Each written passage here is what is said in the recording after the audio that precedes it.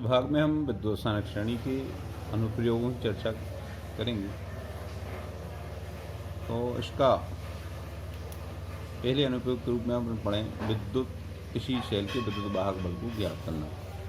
यदि हमें किसी सेल के इलेक्ट्रोडों का मानक अपचयन भाव ज्ञात है तो हम उसका विद्युत वाहक बल ज्ञात कर सकते हैं। इसके लिए आप पढ़ ही चुके हैं ई नॉट सेल बराबर E naught cathode minus E naught anode, यानी मानक सेल का मानक विद्युत वाहक बल है वो हम मानक परिस्थिति में रख सकते हैं। उदाहरण के तौर पे जिंक और कॉपर सेल को लें, इसमें जिंक का एनोड बनता है और कॉपर का कैथोड बनता है।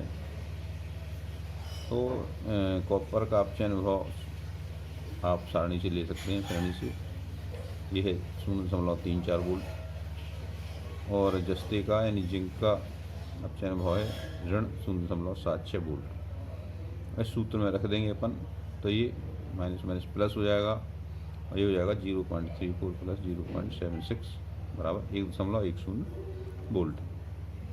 इस तरह से हम विद्युत रसायनिक श्रेणी की सहायता से सेल का विद्युत वाहक बल ज्ञात कर सकते हैं। और यदि आपको अन्य परिस्थिति में करना है मानक परिस्थिति से हट करके, तो उसको हम नैन्स समीकरण में रख देंगे तो मानक परिस्थिति के अलावा अन्य परिस्थिति में भी ये मान निकाल सकते हैं। दूसरा अनुप्रयोग है इसका रेडॉक्स अपक्रिया की संभावना ज्ञात करना, यानी हम इस श्रेणी की सहायता से ये पता लगा सकते हैं कि ये कोई भी रेडॉक्स अपक्रिया है वो किस दिशा में अपने आप चलेगी, यानी किस दिशा में संपन्न हो सकती है। जैसे हम यदि इसी जिंक और कॉपर की मध्य अपक्रिया की बात करें तो इसको हम दो भागों में बांट सकते हैं। एक तो कॉपर का जो आयन है विलयन में वो इलेक्ट्रॉन ग्रहण करके और कॉपर बनाए, यानी इसमें ये अपचयित होकर के धातु बनाएगा। दूसरा जिंक आयन है वो अपचयित होकर के जिंक धातु बनाए। और रासायनिक श्रेणी के अनुसार विद्युत रासायनिक श्रेणी के अनुसार हमने इनके अपचयन भाव लिख लिए।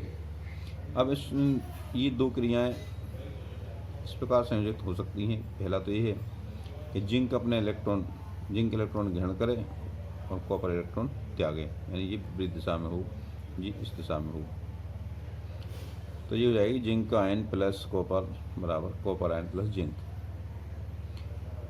अब हम इसमें देखें कि इसके लिए E cell E naught cell यानी ये मानक विद्युत वाहक बल क्या होगा।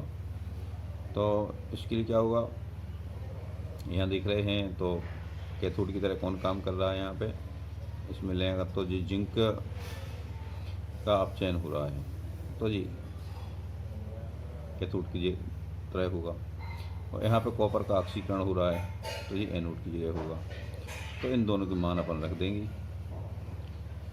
जिंक का है मानक अपचयन भाव माइनस 0.76 वोल्ट, इसका है प्लस 0.34 वोल्ट। इस सूत्र में रखने पर ये मान आता है माइनस 1.10 वोल्ट। तो आप सोचें किसी सेल का विद्युत वाहक वाला माइनस में है तो ये क्रिया संपन्न होगी क्या? नहीं होगी, अर्थात ये इस तरह की क्रिया संभव नहीं है। यानी हम यदि किसी जिंक आयन वाले विलयन में कॉपर की रॉड को घुमाएं, यानी कॉपर सॉलिड उसमें विलयन में डालें तो ये उसको प्रतिस्थापित नहीं कर पाएगा। अब दूसरी संभावना देखें, जिंक सॉलिड है, कॉपर की आयन है,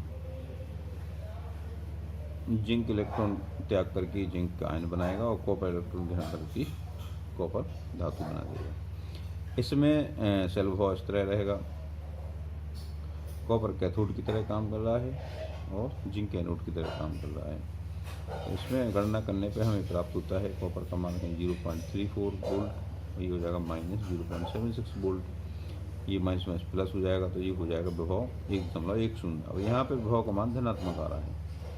जब विभव का मान धनात्मक आ रहा है मतलब अपने आप ये क्रिया हो सकती है, तो ये क्रिया संपन्न हो सकती है। तो इससे हम ये पता लगा पा रहे हैं कि सेकंड क्रिया है ये संपन्न हो सकती है और ये पहली वाली क्रिया संपन्न नहीं हो पाएगी, क्योंकि इस क्रिया करने पर जो शेल प्राप्त हो रहा है हमें, उस शेल का विद्युत वाहक बल कैसा है, धनात्मक है। धनात्मक विभव है, यानी ये क्रिया संपन्न होगी। यानी पहली वाली क्रिया संपन्न नहीं होगी, यानी हम यदि जिंक के विलयन में जिंक सल्फेट या कोई भी जिंक का लवण ले लें, उसके विलयन में कॉपर की रॉड घुमाएंगे तो उसमें कोई क्रिया नहीं होगी। इसके उल्टा अगर हम कॉपर के विलयन में जिंक की रॉड घुमाएंगे तो जिंक कॉपर को विस्थापित कर देगा। तीसरे अनुप्रयोग के रूप में हम चर्चा करेंगे आक्सीकारक व अपचायकों की आपेक्षिक क्षमता हम इस श्रेणी के आधार पर ज्ञात कर सकते हैं। यानी इससे इस तरह ज्ञात करेंगे कि मानक अपचयन भाव देखेंगे, जिसका मानक अपचयन भाव अधिक ऋणात्मक होगा वह उतना ही अधिक प्रबल अपचायक होगा, और जिसका मान अपचयन भाव का मान जितना अधिक धनात्मक होगा वह उतना ही प्रबल आक्सीकारक होगा। अपन आक्सीकारकों की बात करें तो फ्लोरीन सबसे नीचे है श्रेणी में, सबसे धनात्मक है। उसके बाद क्लोरीन, ब्रोमीन, आयोडीन के नंबर आते हैं। तो ये बढ़ते हुए आक्सीकारक क्षमता है। अपचायकों में देखें सोडियम, मैग्नीशियम है, इनमें तुलना करें तो सबसे कम माइनस में सोडियम का रहता है, फिर मैग्नीशियम का, तो ये क्रम है इनका। और आयनों में देखें अगर तो ये प्रबल अपचायक का क्रम है, वही प्रबल आक्सीकारकों का क्रम है। तो इस तरह से हम विद्युत श्रेणी से हम आक्सीकारक और अपचायकों की क्षमता पता लगा सकते हैं।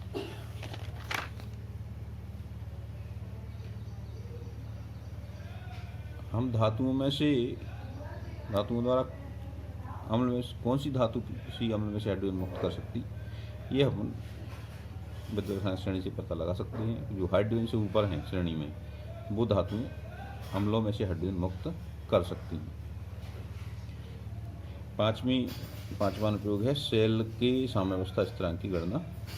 हम श्रेणी के आधार पर सेल की साम्यावस्था स्थिरांक की गणना भी कर सकते हैं। धातुओं की क्रियाशीलता की तुलना भी आप इस श्रेणी के आधार पर कर सकते हैं। जिन धातुओं के मानक अपचयन भाव अधिक ऋणात्मक होंगे, यानी संख्यात्मक रूप से अधिक हों और ऋण चिन्ह वाले हों, वो अधिक सक्रिय होंगी, और उस क्रम को या फिर अपन मानक अपचयन भाव की बढ़ती क्रम में व्यवस्थित कर देंगे, तो ये उनकी क्रियाशीलता का घटता क्रम होगा। और यदि इनको घटते क्रम में करें तो क्रियाशीलता का क्रम बढ़ता होगा। जैसे सोडियम सबसे ज़्यादा सक्रिय है, क्योंकि इसका अपचयन भाव सबसे अधिक ऋणात्मक है। सोडियम का ये जो मानक अपचयन भाव है वो जिंक की तुलना में और कम है, माने ऋणात्मक रूप से ज़्यादा है। अगला अनुप्रयोग ये भी है, धातुओं की क्रियाशीलता भी हम इस श्रेणी के आधार पर निर्धारित कर सकते हैं।